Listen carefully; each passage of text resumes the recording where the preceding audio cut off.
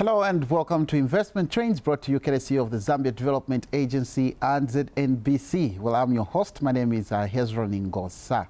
Now, late last year, the ZDA, in collaboration with the Accelerated Growth for Micro, Small and Medium-Sized Enterprise, the Embassy of Finland, and the ABSA Bank Zambia PLC, organized a trade mission to the Democratic Republic of Congo, where 52 Zambian companies, both large and SMEs, showcased their products to their Congolese counterparts, had business-to-business meetings and recorded export deals worth $11 million and trade leads worth approximately $46.9 million. Among the companies that participated in the trade mission was Zambian Potato Company. This week on the program, we host Mr. Kaubo, the marketing manager at Zambian Potatoes, to tell us their experience in the Congo and how it is going with the trade deals the company sealed for them. Sir, it's good to have you in the studio. Thank you very much, Hezron. Great. Just briefly tell us about your company, Zambian Potatoes. When did you start?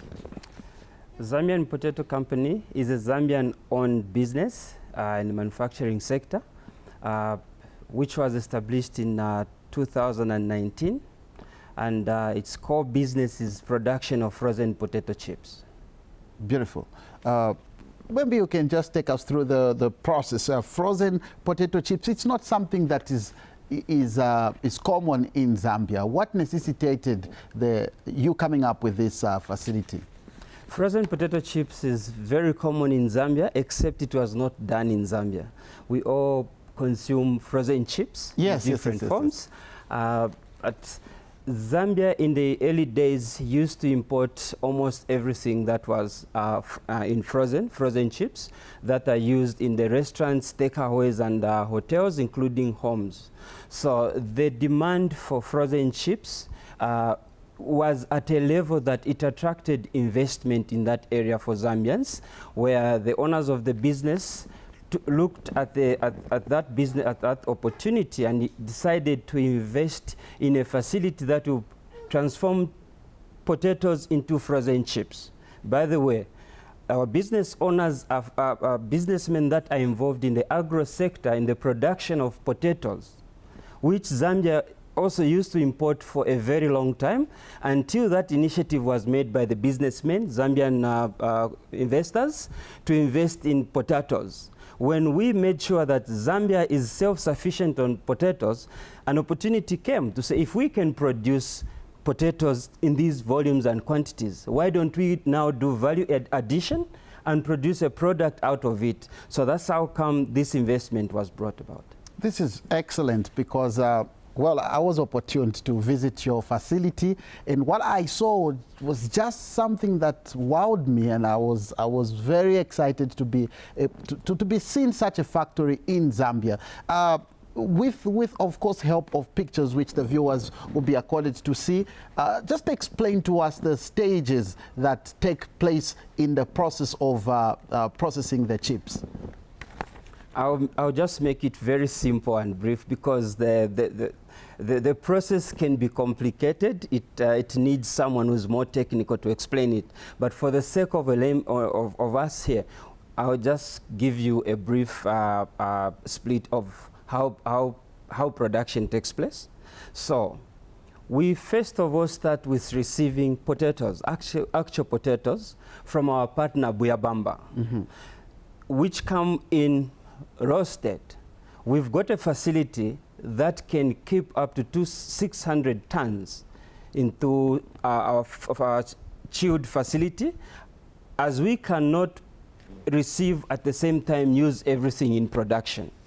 So we first of all receive into our 600-ton capacity storage facility, and from there the production team will start picking and collecting what they need on a particular day and time to take now into the bins that we use now to now sort out the right size that we need, that will go through the machines. Yes. Okay, because having visited your facility, I noticed that we had approximately about 4 stages, if I remember correctly. The first stage, the selection of the sized potatoes, and these were all being conducted by machines. And also that I noticed that you are not just, you've just not brought about experts here, you also have Zambians who have been oriented. Kindly share more on that. So the machine part of it is to say these potatoes are heavy and bulky. So we've got sieves that select the right size that we need, because to produce the chips you need the right length and also the thickness of the potato. So the sieves will select what is conducive to go into to the production line and what is not physically sorted by the machine. We've got people that actually do the physical work of checking and sorting. No wonder our grade is choice grade, because we've got human beings working alongside the machines. So it will come from sorting, then it takes it into the bleaching process where we remove the skin. Yes, After the skin is removed, it goes now through to the next stage where it's almost pre-boiled, and even there you have people now who are seeing whether what's going through the machine before it goes to the cutter is the right potato that we need. Is it looking attractive? Whatever is not looking okay at that stage will be removed, and then that's when it goes into the cutting machine and the process continues. Wow, beautiful. We saw that the machines actually cut the potatoes precisely sized, precise size, actually, I'm trying to say, that is required for the consumer. But also, that's not the end. There's also a part where the potatoes actually, those smaller chips, the ones which are not required are dropped, and then you pick up that. You know, when you're looking at a factory like that, for a Zambian who has not been exposed to such, it opens you up to say, this is what government has been talking about, that we need value addition, and you guys are doing exactly that. So just take us through the other letter, because we also have a laboratory that I saw at the site. Okay, before we reach the laboratory, I'll take you through to the cutting process. So we've got different sizes of chips, including wedges. So we've got 12 by 12 millimeter, yes, 10 by 10 millimeter, 7 by 7, and then wedges. So all these are cut differently. On a particular day, if you're producing 12 by 12, you put through a 12 by 12 cutter. So you choose what are you producing today. You cut according to the spec that you need. So when it comes to the laboratory, we do quality management and quality assurance from the farmers way up to the final product. So the laboratory people are there to make sure that the quality of the potatoes that we receive is the right quality. After we've cut, processed, fried, deep frozen, the quality is still consistent according to the requirements. That's beautiful. So you can precisely say that you are producing quality products.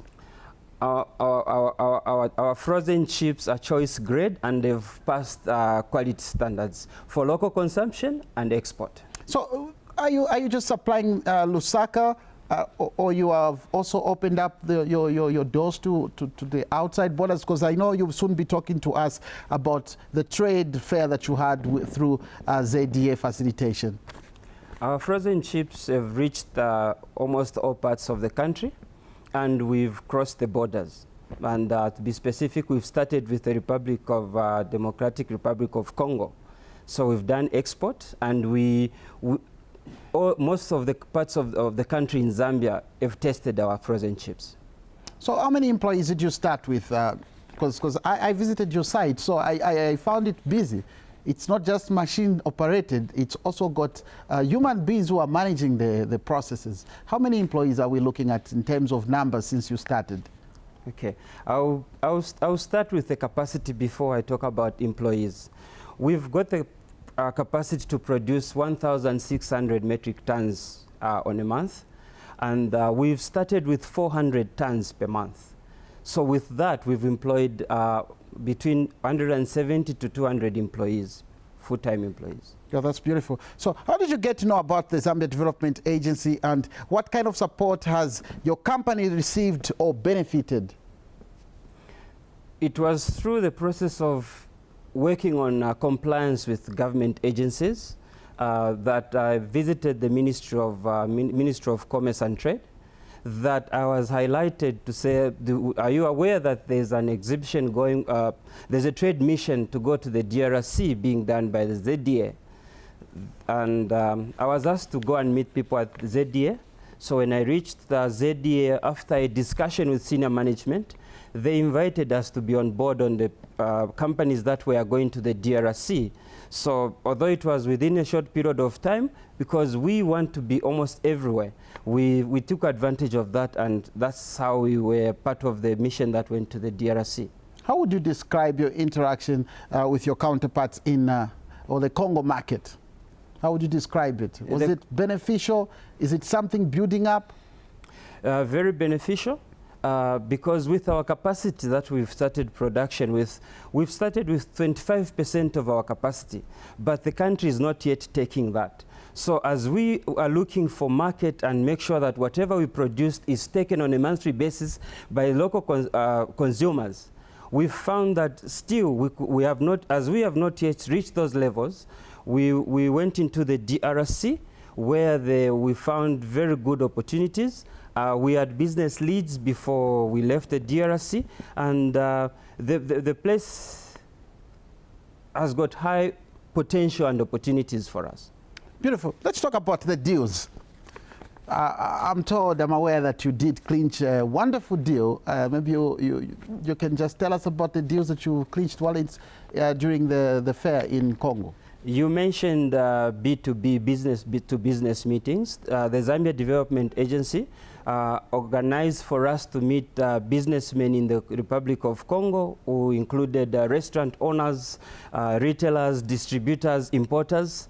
So in those meetings, which were, some of them were held indoors, and some of them came through to our exhibition stands. So we had business leads initially. Mm-hmm. So when we returned to Zambia, we received 3 high-profile visitors to come and visit our factory. They couldn't believe what they saw in our country, including the product. Beautiful. So from there, we've managed to do export into the DRC. Well, we understand that you've already started. How much are we looking at in terms of, by the time the 2022 closes, how much are we looking at in terms of exports from you guys? We're looking at sending on average of 2 40-foot containers to the DRC on a monthly basis to start with. And that will grow with time, because with the population of the Congo Republic, if you look at Lubumbashi, which has about between 15 to 20 million people, it's almost 3/4 of the population of Zambia. So with that, we're hoping that we are going to grow in the DRC. Are you okay to share with us how much so far has come from the Congo in terms of value, in terms of monetary? We've only made one export, which was done formally in a smooth process, where we sold $33,750 US. That's beautiful. And that was just one consignment. Beautiful. But there's more coming. There's more coming, yes. So well, going forward, there could be someone there watching, and they're thinking, how best can I get help from ZDA? How best can I get my company? You know, when we talk about value addition, most people, they don't understand the value that is associated, attached when a product, we're not just selling raw commodity here, we're talking about, you know, frozen chips. So what message do you have for people who are still struggling to get that additional value to their products? We're living in a country full of opportunities, and if you look at Zambia's environment, we can almost produce anything that's available there in the agro sector, and the market is ready. I would just urge people to be close to ZDA, because even the mission to the Republic of Congo was very successful, such that we didn't have any incidences where we came back feeling negative about the country. I think we all came back on a positive note and looking forward to doing business in the Republic of Congo or with our counterparts in the Republic of Congo.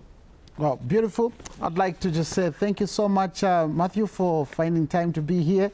And of course, I'm excited with what your factory is doing. I hope that we can grow the numbers, employ more, and have more facility. Is there room to set up another one somewhere in the rural areas? Thank you very much. To answer that question, the facility that we've set up can feed Zambia and almost the entire Southern Africa. Because with 1,600 tons of production, Zambia as a country is not even taking 50% of our production. We've produced over 500 metric tons. Our cold rooms now are sitting with 500 tons. At some point, we even have to switch off in order just for us to try and sell. So we still are working on making sure that our production, the quota capacity that we are producing, is consumed within Zambia. Beautiful. So we are in Chongwe. We are in a place which we call rural urban. We are almost everywhere. Our farmers are located in all parts of the country, urban and rural. And so I would say the facility that we have, yes, there's an opportunity, but not to open another one in the rural area, but to penetrate the market, empower farmers in the rural areas, that they become part of the value chain, to supply us with the potatoes that we can now use to produce more and feed Africa. Beautiful, beautiful, beautiful, beautiful. Thank you so very much, Matthew, once again. Well, this has been Investment Trains brought to you courtesy of the Zambia Development Agency and ZNBC. I've been your host, Hezron Ngosa. This is where we have to say goodbye.